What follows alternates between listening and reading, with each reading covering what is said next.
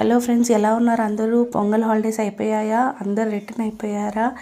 ఎలా సెలబ్రేట్ చేసుకున్నారో కమెంట్ సెక్షన్లో కమెంట్ చేసేయండి.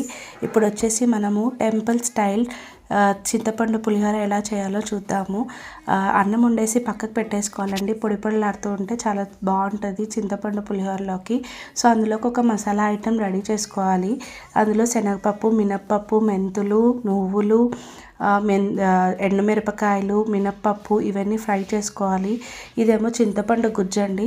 చింతపండు గుజ్జు మనకి పులుపుకి సరిపోయినంత తీసుకొని అందులో కొంచెం ఇంగువ, పసుపు, ఉప్పు, పచ్చిమిరపకాయలు బాయిల్ చేసి పక్కన ఉంచుకోవాలి.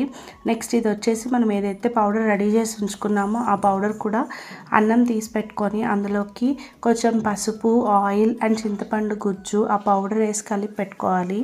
నెక్స్ట్ వచ్చేసి ఇప్పుడు ఇది తాలింపు వేసుకోవాలి. మనం తాలింపులోకి కొంచెం ఆయిల్ ఎక్కువే పడుతుంది. ఆయిల్ వేసుకొని దాంట్లో శనగపప్పు, పల్లీలు, ఎండుమిరపకాయలు, కరివేపాకు, ఆవాలు, జీలకర్ర ఇవన్నీ బాగా ఫ్రై అవ్వనిచ్చి మనం ఏదైతే రైస్ కలిపి పెట్టుకున్నామో అందులోకి వేసేసుకొని మిక్స్ చేసేసుకోవాలండి. చాలా బాగుంటుంది. ట్రై చేయండి. ఎలా వచ్చిందో కమెంట్ సెక్షన్లో కమెంట్ చేయండి. లైక్ చేయండి, షేర్ చేయండి, సబ్స్క్రైబ్ చేయండి. Thank you.